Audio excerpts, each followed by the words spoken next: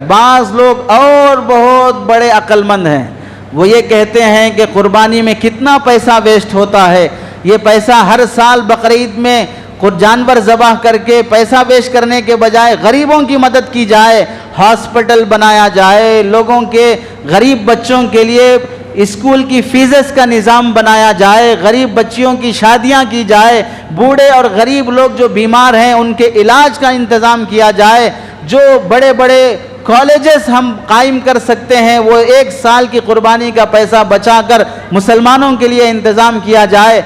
ऐसे बहुत हमदर्दी के और कौम के फ्यूचर और मुस्तकबिल की बेहतरीन बातें करने वाले अहमकों से ये कहना है कि जब तुम कुर्बानी के पैसों से रिफाही काम, गरीबों की मदद, शादियों में मदद, बीमारों की मदद सब करना चाहते हो, तो फिर तुमसे यह सवाल है, कुर्बानी के पैसे से ही करना है गरीबों की मदद या गरीबों की मदद करना है किसी भी पैसे से?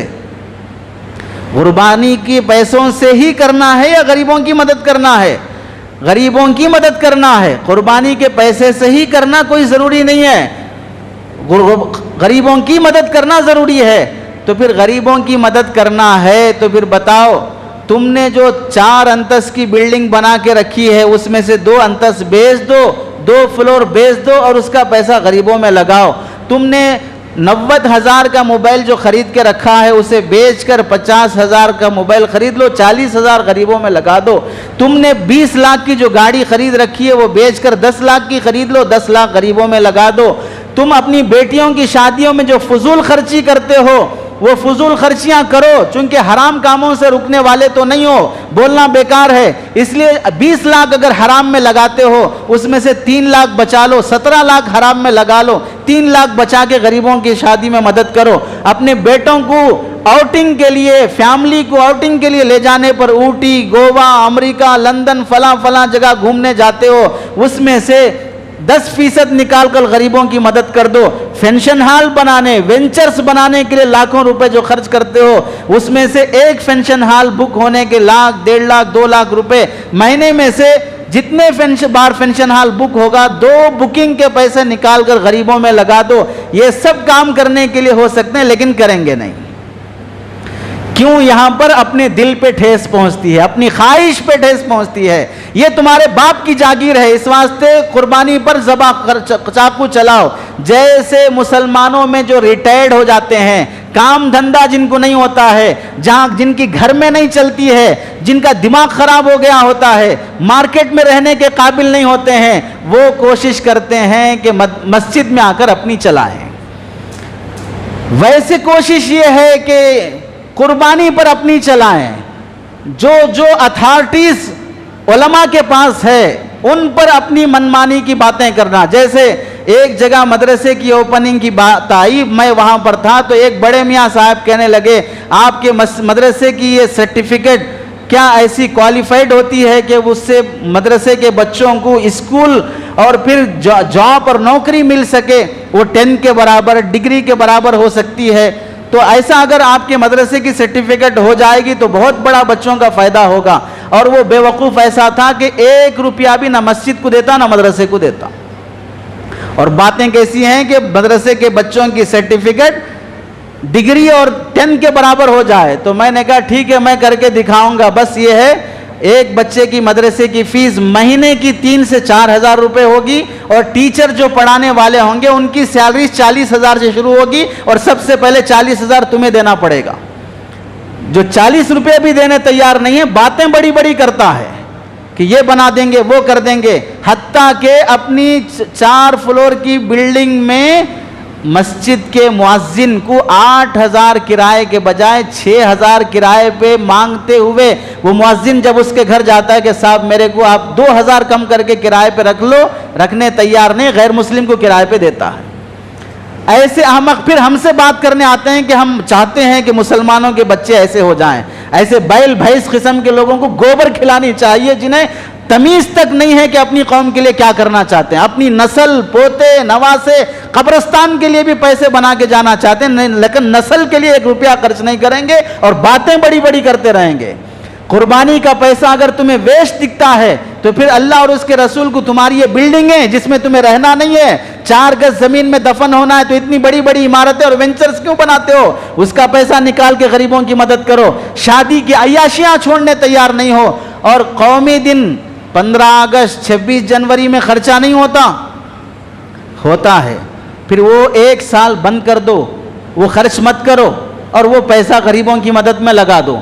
नहीं लगाएंगे। क्यों नहीं लगाएंगे? 26 जनवरी 15 अगस्त ये हमारे मुजाहिदीन हिंद, मुसलमानान हिंद और मुल्क के लिए जान कुर्बान करने वालों की याद ताज़ा करने का दिन है, इसलिए हम इसे छोड़ नहीं सकते। ये मनाएंगे, बिल्कुल मनाइए, हम इजाज़त देते हैं और हम भी मनाते हैं, लेकिन जब मुल्क की आज़ादी के खातिर जान देने वालों का दिन मनाने से छोड़ने तैयार नहीं है, तो फिर मजहब के खातिर जान देने वालों का दिन मनाने की आज़ादी क्यों नहीं होगी?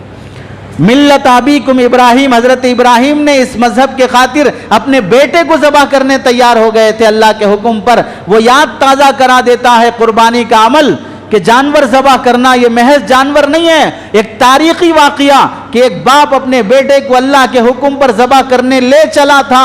ज़मीन और आसमान भी हैरान थे, फरिश्ते भी हैरान थे। वो तारीखी वाक़िया याद दिला देता है ये कुर्बानी का अमल। तो फिर तुम मुल्क के मुजाहिदीन के लिए आज़ादी के मनाने का दिन छोड़ने तैयार नहीं है, तो फिर इन अंबिया की याद ताज़ा करने वाला दिन कैसे छोड़ा जाएगा?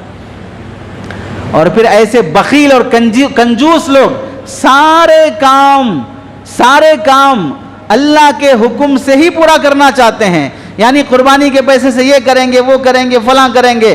तो फिर दुश्मन तुम्हें ये पट्टी पढ़ाएगा, कुर्बानी के पैसों से ये बनाएंगे, वो बनाएंगे, तो फिर और आगे बढ़ के कहेंगे हज के लिए एक आदमी पर 6.5 लाख, 4 लाख, 4.5 लाख, 10 लाख आदमी जाते हैं, 50 लाख आदमी हज को जाते हैं। एक आदमी के कम से कम 4 से 4.5 लाख अगर सरकारी स्कीम से जाता हो और प्राइवेट से जाता हो तो 6-6.5 लाख है एक आदमी के, और कुर्बानी में एक आदमी के 3 से 4 हज़ार एक हिस्सा मिल जाता है। 3 से 4 हज़ार के पैसे कुर्बान करने की बात करने वाले 4-6 लाख कुर्बान करने की बात क्यों नहीं करेंगे? तो फिर ये कहेंगे आइंदा साल हज बंद कर देंगे, हज के पैसे पूरे लेकर हम गरीबों की मदद करेंगे, स्कूल बनाएंगे, फलां करेंगे।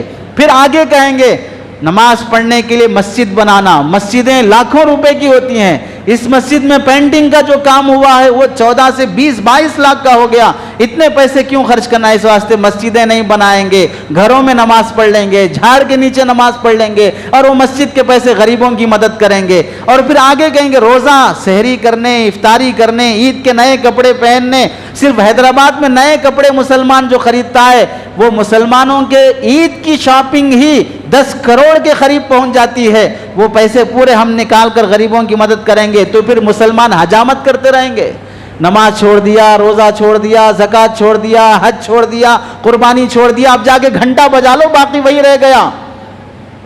ऐसी बातें करने वाले किसी हद पे रुकेंगे नहीं, इसके बाद ये छोड़ दो, इसके बाद ये छोड़ दो। नहीं देखा सिर्फ एक बाबरी मस्जिद है, इसका केस छोड़ देंगे तो किसी और मस्जिद पर हमला नहीं होगा। नहीं हुआ हमला किसी और मस्जिद पर, किसी और ईदगाह पर, इसका केस हल कर दो मॉब लिंचिंग का, किसी और पर हमला नहीं होगा। नहीं हुआ हमला, इस बार गुस्ताखे रसूल को सजा दी जाएगी, आइंदा फिर कोई गुस्ताखे रसूल नहीं होगा। नहीं हुए गुस्ताखे रसूल। जालिम अपने जुल्म से किसी हद पर रुकने वाला नहीं है, उसके सामने अपने शायर के लिए डट जाना और फिर गरीबों की मदद की बात करने वालों को कान खोल के सुन लेना चाहिए। तुम हर साल कितने गरीबों की मदद करते हो?